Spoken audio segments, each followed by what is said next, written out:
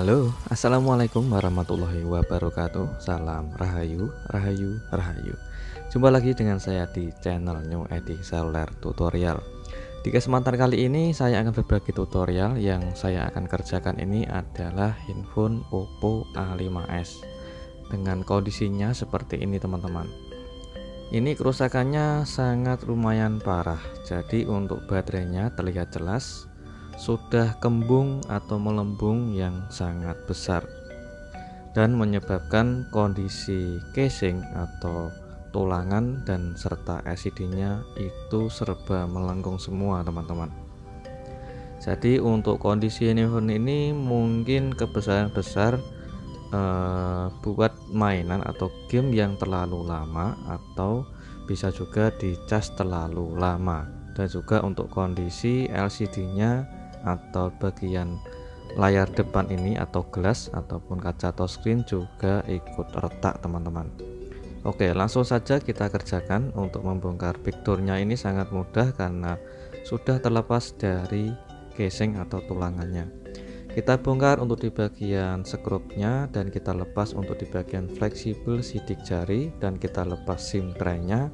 Lalu kita bongkar untuk di bagian tulangan tengah. Oke, hati-hati untuk di bagian baterainya karena sudah melembung besar. Jadi akibatnya LCD-nya pun ikut melengkung, teman-teman.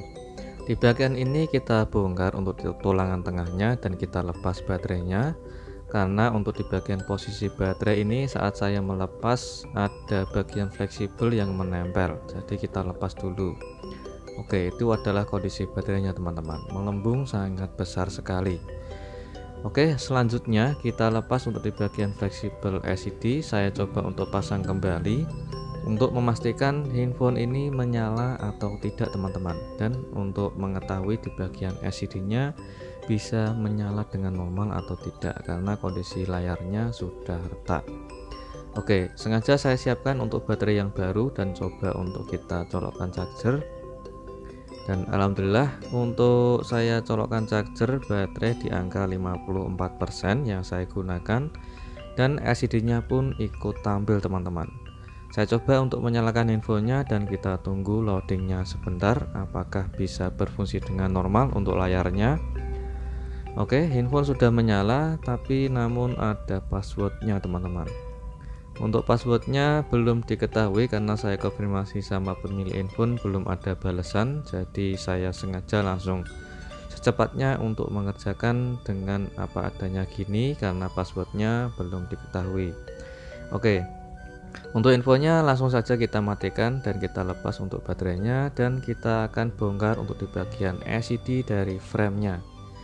Untuk LCD-nya sudah ada celah karena sudah hampir terlepas dari frame. Dan tetap harus ekstra hati-hati karena di bagian LCD-nya atau kaca touchscreen itu pada retak ya, teman-teman. Meskipun sudah ada celah, namun jika kalian kesulitan untuk membongkar LCD bisa dipanasi dulu menggunakan alat separator ataupun menggunakan blower dan memasukkan mikanya jangan terlalu dalam karena di bagian belakang ada fleksibel LCD. Oke, selanjutnya setelah kita bongkar LCD dari frame, jangan senang dulu, kita akan mengetes LCD-nya lagi, teman-teman. Oke, untuk LCD-nya sudah menyala. Setelah kita lepas dari frame, apakah ada yang cacat atau tidak? Oke, alhamdulillah untuk LCD sudah menyala dan tampil dengan normal dan juga untuk touchscreen-nya bisa berfungsi dengan normal. Jadi tanpa harus kita ganti LCD, gimana untuk mengerjakannya? Simak terus untuk tutorialnya dari awal sampai selesai, jangan sampai di skip ya, teman-teman, agar memahami betul di mana letak kerusakannya dan bagaimana cara pengerjaannya. Kita siapkan alat separator dan kita nyalakan untuk alat separatornya dengan suhu panas di angka 70, yaitu untuk proses memisahkan kaca touchscreen-nya dari LCD. Untuk benang atau kawatnya sendiri saya menggunakan ukuran 0,08 mili, teman-teman. Oke, di tahap ini harus hati-hati, ada bagian kaca touchscreen yang retak parah seperti ini. Jadi untuk memasukkan kawat atau benang khusus untuk memisahkan touchscreen atau kaca touchscreen harus ekstra hati-hati agar tidak merusak di bagian lapisan polaris teman-teman.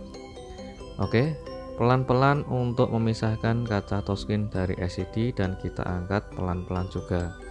Oke, sudah terlepas. Untuk kaca touchscreen-nya masih ada serpihan kaca touchscreen yang menempel di bagian LCD, kita buang dulu. Selanjutnya kita bersihkan untuk sisa lem yang ada di bagian LCD. Jika kesulitan menggunakan jari, bisa menggunakan pinset mumpung masih hangat LCD-nya. Jadi mudah untuk kita melepas sisa lemnya teman-teman. Tetap juga harus hati-hati agar tidak terjadi kecelakaan yang bisa menyebabkan LCD ikut pecah ataupun rusak. Oke, sudah selesai untuk memisahkan kaca touchscreen-nya dari LCD, dan langkah selanjutnya kita akan membersihkan sisa lem di LCD yang masih kotor. Tapi sebelum kita bersihkan, kita tes dulu untuk mengetahui LCD-nya. Jadi jangan senang dulu untuk proses habis kita pisah dari kaca touchscreen. Alangkah baiknya kita tes dulu LCD-nya teman-teman. Oke, alhamdulillah LCD-nya bisa menyala dengan normal dan touchscreen-nya akan kita tes. Alhamdulillah touchscreen-nya juga ikut masih normal jaya teman-teman. Jadi tanpa harus kita mengganti LCD satu set yang baru lagi, lebih hemat mengganti kaca touchscreen-nya saja. Oke, selanjutnya kita proses untuk membersihkan sisa lem. Saya gunakan cairan pertamax dan tisu kering biasa. Dan saat saya proses membersihkan menggunakan tisu, karena sisa lem ini masih ada yang tebal, jadi sedikit kesulitan teman-teman. Kita kasih cairan pertamax sekeliling di bagian layar atas LCD dengan menggunakan cairan secukupnya saja. Untuk meneteskan cairan ke bagian LCD sedikit saja ya teman-teman, jangan terlalu banyak, nanti kalau terlalu banyak bisa merambat ke bagian tengah LCD. Itu adalah sisa lem yang sangat lengket dan sulit dibersihkan. Jadi kita gunakan yaitu menggunakan mika tipis untuk menggosokkan sisa lem yang ada di bagian LCD menggunakan mika, serta melemahkan sisa lem menggunakan cairan pertamax. Selanjutnya kita bersihkan menggunakan tisu, dan alhamdulillah sudah bersih total, tidak ada sisa lem. Selanjutnya kita siapkan lem OK kering universal yaitu dengan ukuran 7 in. Kita ratakan atau kita presisikan dulu di bagian bawah. Kita ratakan sekitar 5% atau 2%, 3%-an. Kita lanjut untuk meratakan lem OK keringnya menggunakan alat ball dengan cara kita tekan dan sambil kita dorong. Seperti biasa, apabila masih ada sisa lem OK, kita potong sesuai ukuran layar menggunakan cutter atau pisau pinset sejenisnya, dan harus hati-hati untuk memotongnya teman-teman. Selanjutnya kita siapkan untuk kaca touchscreen yang baru yaitu buat Oppo A5s ini. Oke. Dan sebelum kita proses untuk pemasangan, kita letakkan dulu LCD ke frame. Jadi kita letakkan LCD ke frame dulu, kita presisikan dan kita lepas untuk plastik lem OK kering. Selanjutnya kita lepas juga plastik yang ada di bagian kaca touchscreen-nya.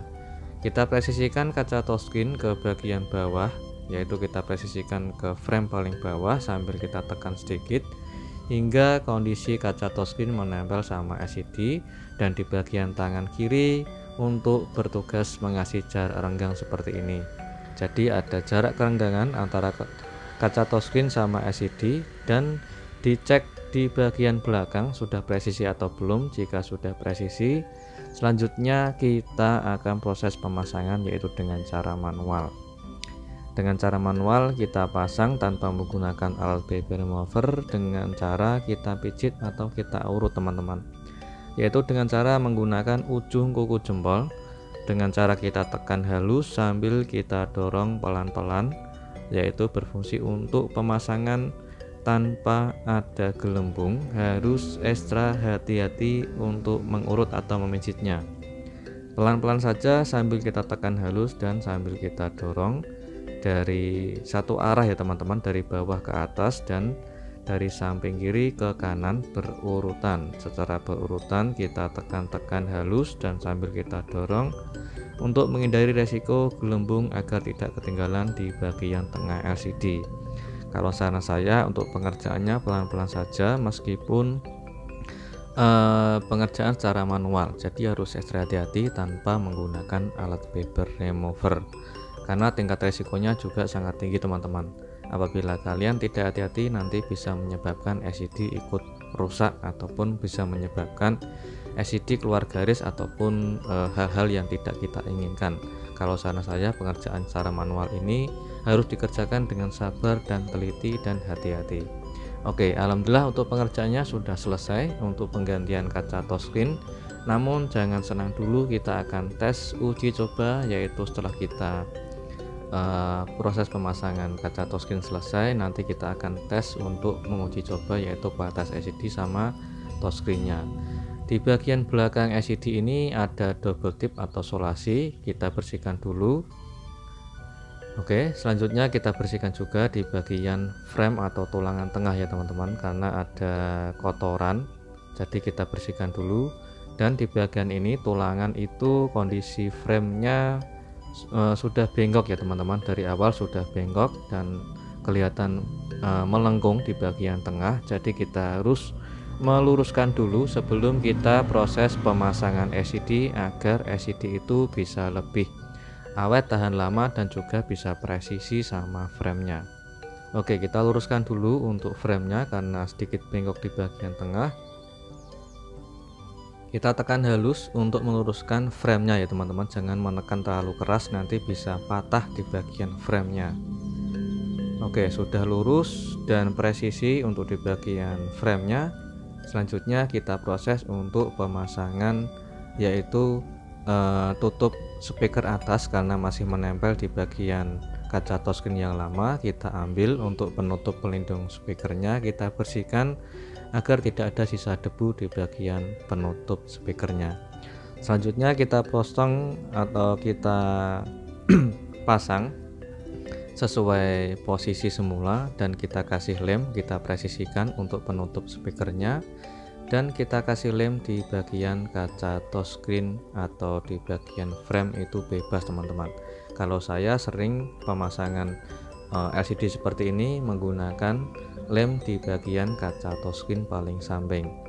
Dikasih lem secukupnya saja, nggak usah terlalu banyak, dan kita pasang, kita presisikan LCD ke frame sambil kita merakitnya dan kita sambil membersihkan di bagian lensa kamera agar kameranya tidak kusam, tidak kotor, atau tidak buram ya teman-teman. Lanjut kita pasang atau kita rakit di bagian tulangan tengah, karena di bagian tulangan tengah atau bezel itu juga sedikit pada hampir lepas di bagian lempengan logam yang atau penutup baterai. Kita kasih lem. Oke, selanjutnya kita akan proses pemasangan yaitu di bagian backdoornya. Kita kasih lem secukupnya saja di bagian bezel untuk proses pemasangan backdoor, dan kita pasang di bagian fingerprint atau sidik jari. Kita bersihkan dulu di bagian kaca kamera backdoor agar tidak ada debu atau kotoran teman-teman.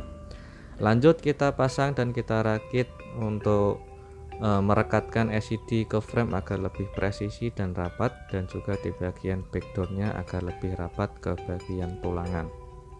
Oke, tinggal kita menunggu lemnya kering dan kondisi LCD-nya sudah terpasang rapi dan lurus sama frame, karena dari awal video tadi kerusakannya sangat parah teman-teman, yaitu pada bengkok dan baterainya juga melembung besar, tulangan tengah juga bengkok, dan LCD-nya kaca touchscreen retak. Dan ini adalah hasil akhirnya setelah melalui proses tahap demi tahap dari awal sampai selesai. Alhamdulillah hasilnya sangat rapi, bersih, presisi, dan kembali lurus.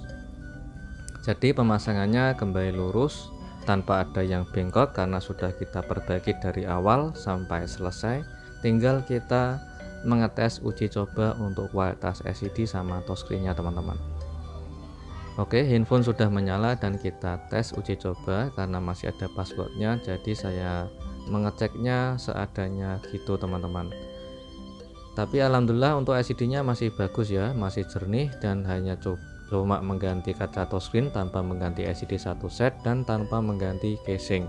Sudah kembali lurus dan kembali presisi, hasilnya rapi tanpa ada sisa gelembung. Dan jumpa lagi di tutorial berikutnya.